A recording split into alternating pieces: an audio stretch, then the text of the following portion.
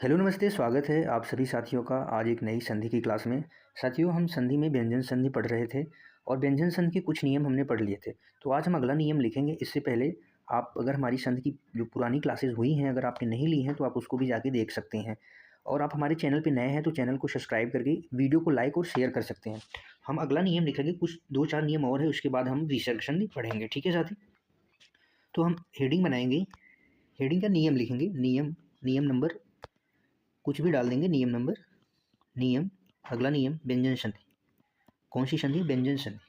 यहाँ पे आप लिख लेंगे व्यंजन संधि है, व्यंजन संधि। व्यंजन संधि का कोई भेद नहीं होता है, हम पिछली कक्षा में ये पढ़ चुके हैं कि व्यंजन संधि के कुछ नियम्स होते हैं जिससे हम व्यंजन संधि पता कर सकते हैं। तो अगला नियम लिखेंगे इसमें, यदि त के बाद ह आ जाए, त के बाद है आए तो इसमें परिवर्तित हो जाता है आधा द और ध हो जाएगा, आधा द और ध हो जाएगा। त के बाद है आ जाए, त के बाद है आ जाए तो आधा ध और द हो जाएगा। कैसे? एग्जाम्पल लिखेंगे, जैसे उत प्लस हरण, उत प्लस हरण। यहाँ पे आप साथी देखेंगे त के बाद तुरंत है आ गया, त का है से मेल हो रहा है, तो यहाँ पे इन दोनों के स्थान पे क्या हो जाएगा? ये हो जाएगा उ ऐसे का ऐसे रहेगा, आधा द उद्धरण हो जाएगा। क्या हो जाएगा? उद्धरण। क्या हो जाएगा? उद्धरण। त के बाद है आ जाए तो उ किसमें परिवर्तित हो जाएगा? त और ध दोनों आधे ध और द में परिवर्तित हो जाएगा। जैसे दूसरा एग्जांपल और लिखेंगे, तत् प्लस हित, तत् धन हित, तत् धन हित। यहाँ पे त के बाद क्या आ गया? है आ गया, तो क्या बनेगा? आधा ध, इसके बाद द, धद बनेगा। तो जो शब्द निर्मित होगा तद्धित हो जाएगा, तद्धित। तो त के बाद स है आ गया साथी, तो आधे ध और द में परिवर्तित हो जाएगा, तो क्या हो जाएगा? तद्धित हो जाएगा। जैसे एक दो और एग्जांपल लिख लेंगे हम इसमें, शीत प्लस शीत धन हांत, शीत धन हांत। क्या हो जाएगा? त के बाद यहाँ पे क्या आ गया? है। त के बाद क्या आ गया? है, तो किसमें परिवर्तित हो जाएगा? आधे ध और ध में, तो हो जाएगा सिद्धांत, सिद्धांत। अगर इसका संधि विच्छेद क्या होगा? सिद्धांत का शीत प्लस हांत हो जाएगा। उत प्लस हत, उत प्लस हत क्या हो जाएगा? उद्धत, उद्धत। त और ध दोनों परिवर्तित होंगे, आधे ध में और द में परिवर्तित हो जाएगा, याद रखेंगे। अगला नियम लिख लेंगे साथी। अगला नियम क्या कहता है? व्यंजन संधि का अगला नियम है, यदि छ से पहले कोई स्वर आ जाए, यदि छ से पहले कोई स्वर आ जाए, कोई स्वर का मतलब चाहे जो स्वर, तो च का निर्माण होता है। कोई स्वर आए तो किसका निर्माण होता है? तो च का निर्माण होता है, च का निर्माण होता है। स्वर आ जाए, उसके बाद क्या आ जाए? छ से छत्री, छ से छाता वाला छ आ जाए, तो क्या हो जाएगा? आधे च में परिवर्तित हो जाएगा। जैसे उदाहरण लिखेंगे, अनु प्लस छेद, अनु धन छेद। आप यहाँ पे देखेंगे साथी, अनु में ऊ का स्वर है, ऊ ध्वनि है, प्लस इसके बाद क्या आ गया? छ आ गया, तो किसमें परिवर्तित हो जाएगा? आधे च में। किसमें? आधे च में। तो शब्द क्या बनेगा? अनुच्छेद, अनुच्छेद। क्या हो जाएगा? अनुच्छेद हो जाएगा। सब कुछ वैसे का वैसे रहेगा, बस वही बीच में क्या आ जाएगा? आधा च निर्मित हो जाएगा, आधा च। जैसे एग्जाम्पल दूसरा लिखेंगे इसमें, वी प्लस छेद, वी धन छेद। यहाँ पे क्या आ गया? ई के बाद क्या आ गया? छ आ गया, ई के बाद क्या आ गया? छ। तो यहाँ पे क्या हो जाएगा? आधा च निर्मित हो जाएगा। छोटी ई है प्लस छ है, तो क्या बन जाएगा साथी? आधा च। तो क्या हो जाएगा? विच्छेद। विच्छेद का अगर संधि विच्छेद कोई पूछे तो क्या होगा? वी प्लस छेद। स्व प्लस छंद क्या हो जाएगा? स्वच्छंद, स्वच्छंद। आधा च, हुआ में अ की ध्वनि, इसके बाद छ आ गया, तो क्या होगा? आधे च में परिवर्तित हो जाएगा, इसके बाद आच्छादन, आधन छादन। यहाँ पे आ के बाद क्या आ गया, छ आ गया, तो किस में परिवर्तित होगा, आधे च में, तो क्या हो जाएगा, आच्छादन। क्या हो जाएगा, आच्छादन। ठीक है, याद रखेंगे। अगला नियम लिखेंगे। अगला नियम क्या कहता है, अगला नियम, यदि त या द के बाद, यदि त या द के बाद, त या द के बाद, त या द के बाद श साथी आ जाए मेरे, श आए, श आए, तो त आधे च में परिवर्तित होगा। किस में, त आधे च में परिवर्तित हो जाएगा, और जो श है, और श है, श छ में बदलेगा, छ में बदलेगा। किस में बदलेगा, छ में बदलेगा।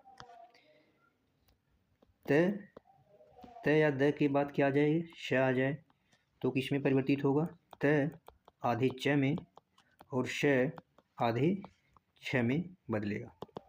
किस में परिवर्तित होगा, आधे श में परिवर्तित होगा, श।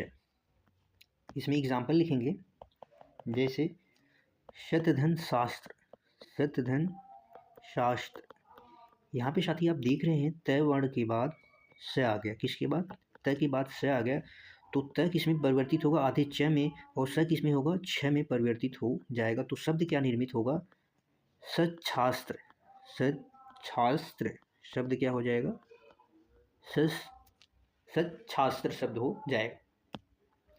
जैसे एक शब्द है उत प्लस उत्धन श्रृंखला, उत्धन श्रृंखला।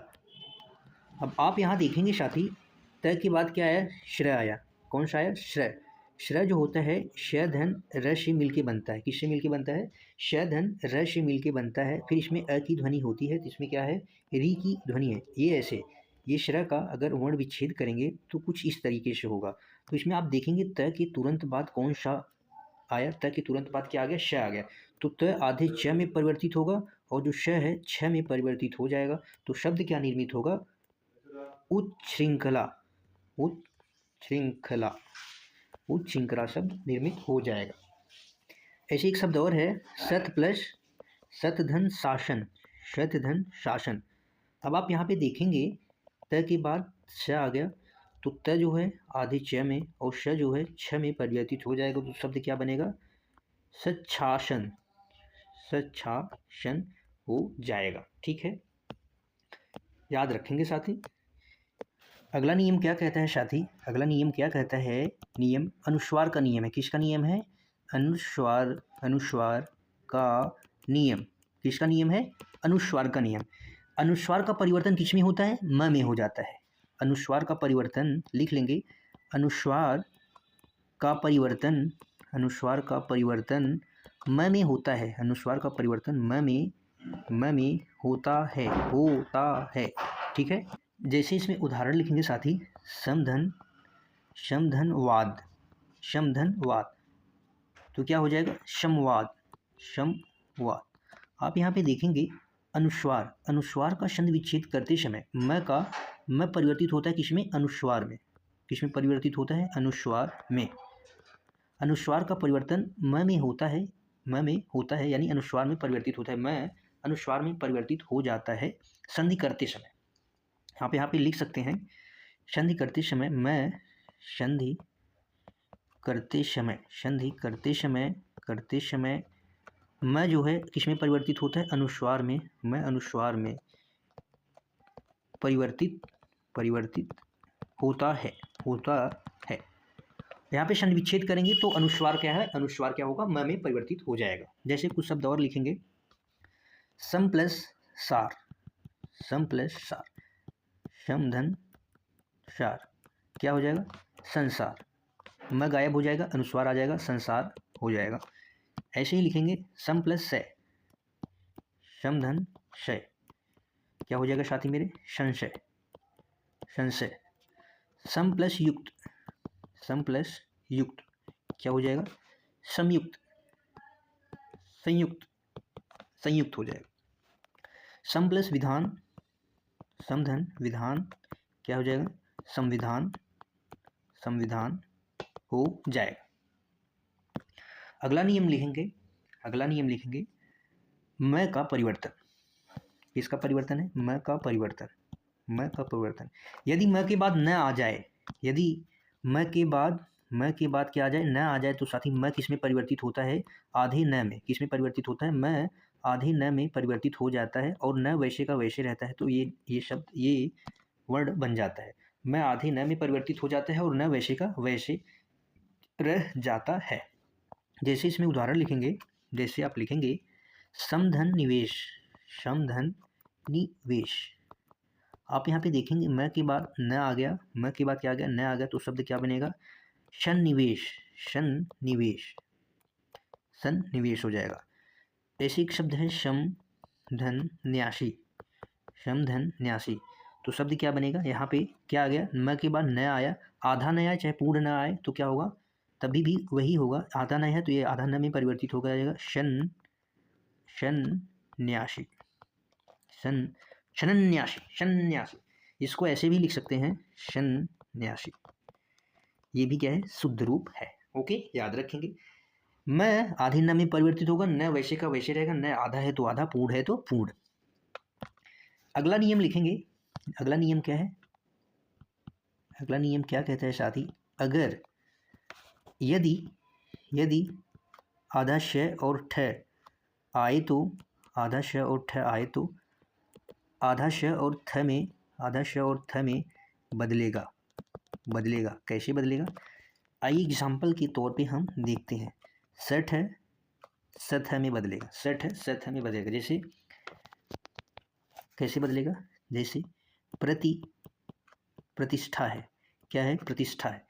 अगर हम इसका संधि विच्छेद करेंगे तो क्या हो जाएगा? प्रति धन अष्ठा। प्रति धन अष्ठा। अष्ठा किस में परिवर्तन हो जाएगा? शठा में। किस में बदलेगा? ये शठा में हो जाएगा। ऐसे ही शब्द है अनुष्ठान। अनुष्ठान का क्या हो जाएगा?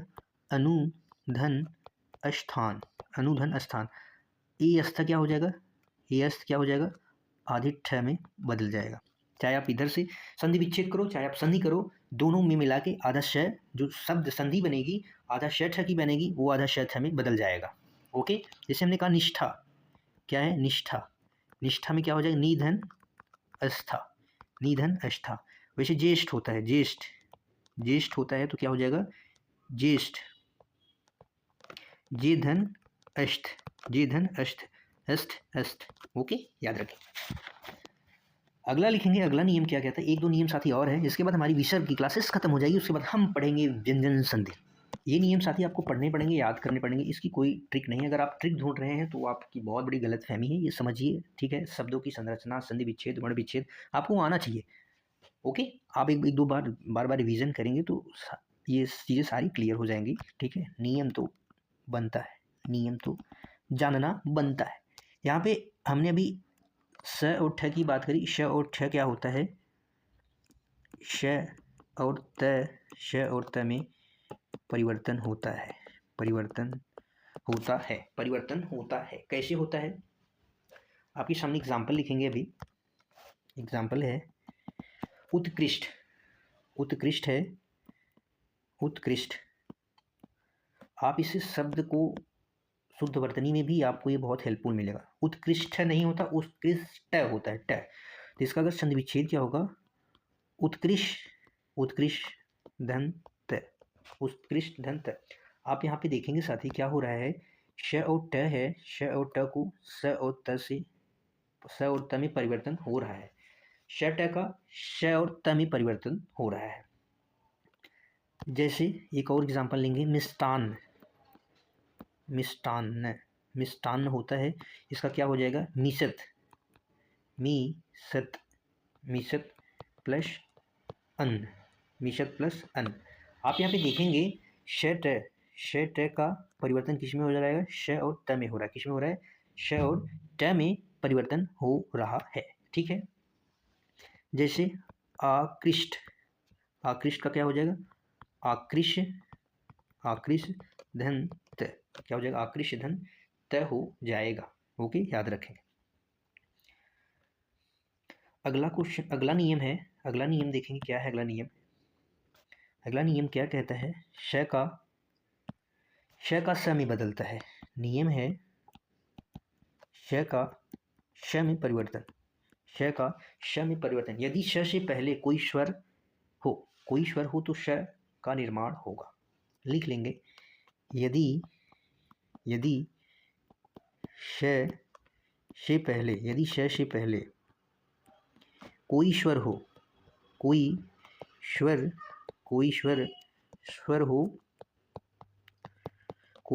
तो श का निर्माण होगा। किसका निर्माण होगा? श का निर्माण होगा। कैसे होगा? एग्जाम्पल्स के थ्रू हम देखेंगे साथी। अनु प्लस संग। आप यहाँ पे देखेंगे श की ध्वनि है, स के बाद कौन सी स्वर आया? ऊ स्वर आया। न धन ऊ, नु कैसे बना है? नु जो है न धन ऊ से मिलकर बना है, उसके बाद स आएगा। क्या आएगा? श आएगा। तो किसका निर्माण हो जाएगा? श का निर्माण हो जाएगा। कौन से श का? ये वाला श। तो हो जाएगा शब्द अनुषंग। क्या हो जाएगा? अनुषंग हो जाएगा। नी प्लस सिद्ध, निधन, कुछ उदाहरण और लिखेंगे। निधन सिद्ध। यहाँ पे आप देखेंगे न के बाद क्या आया? श आया। ई के बाद न धन ई धन श धन ई धन आधा ध है, ये द है, इसके बाद क्या हो जाएगा? ये सब क्या है साथी? वर्ण विच्छेद है। क्या है? वर्ण विच्छेद है। और आप यहाँ पे देखेंगे, क्या देखेंगे? स के बाद कौन सी ध्वनि आई है? ई आई है। स के बाद कौन सी स्वर आया है? ई आया है। तो किसमें परिवर्तित हो जाएगा? ये श में परिवर्तित हो जाएगा। तो क्या बनेगा? निषिद्ध। क्या बनेगा? निषिद्ध हो जाएगा। ऐसे ही सु प्लस सुधन सुप्त, सुधन सुप्त। अगर इसका हम वर्ण विच्छेद करेंगे, श में क्या हो जाएगा? ऊ। श में ऊ का स्वर है प्लस स है, फिर इसमें भी ऊ का स्वर है, आधा प है साथी, यहाँ आधा त है। अगर आप वर्ण विच्छेद करना नहीं जानते हैं तो हमारी वर्णमाला की क्लास जरूर देखें।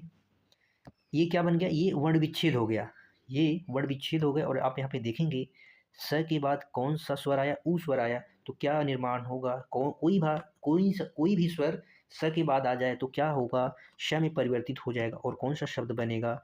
सुषुप्त शब्द बन जाएगा। याद रखेंगे, ठीक है साथी। अगला नियम क्या है? ये आज का विसर्ग संधि का लास्ट नियम है। एक दो बार आप नियम को समझेंगे, उसके बाद आप आसानी से वर्ण विच्छेद कर पाएंगे, संधि विच्छेद कर पाएंगे। ड का न में परिवर्तन, परिवर्तन। जैसे कैसे होता है परिवर्तन? जैसे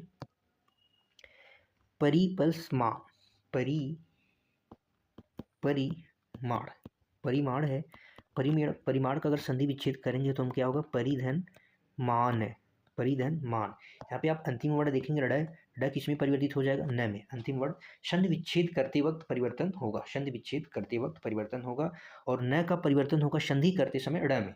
जैसे अगर परिधन मान होता तो क्या शब्द बनता? न का ड में परिवर्तन हो जाता तो हो जाता परिमाण। क्या हो जाता? परिमाण हो जाता। तो ड में परिवर्तन हो जाता।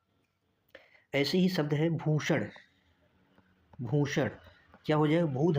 भूषधन अन हो जाएगा। ड का न में हो जाएगा। ऐसे ही परिणय का क्या हो जाएगा? परिधन नय हो जाएगा। न का ड का न में परिवर्तन हो जाएगा। ओके साथी, याद रखेंगे, ठीक है। एक शब्द और हमें देखने को मिलता है, जो क्या है? जो दीर्घ स्वर संधि का शब्द है। दीर्घ स्वर संधि है उसमें, लेकिन ये आप अपवाद भी कह सकते हैं। जैसे राम धन अयन। यहाँ पे आप देखेंगे न का ट में परिवर्तित हो जाएगा तो क्या हो जाएगा? रामायण। क्या हो जाएगा? रामायण। अब यहाँ पे देखेंगे म में अ की ध्वनि है प्लस यहाँ पे अ की ध्वनि है, मिलके क्या बना रहे हैं? आ बना रहे हैं। इसलिए यहाँ पे क्या है? आ जो है दीर्घ स्वर संधि है, न कि यहाँ पे व्यंजन संधि है। ये क्या आप अपवाद कह सकते हैं, ठीक है साथी। संधि विच्छेद करते वक्त आपको ये चीज़ें ध्यान में रखनी है। कुछ शब्द एक दो शब्द और हैं, जैसे हमने कहा प्रमाण, प्रधनमान, प्रधनमान का क्या हो जाएगा? प्रमाण।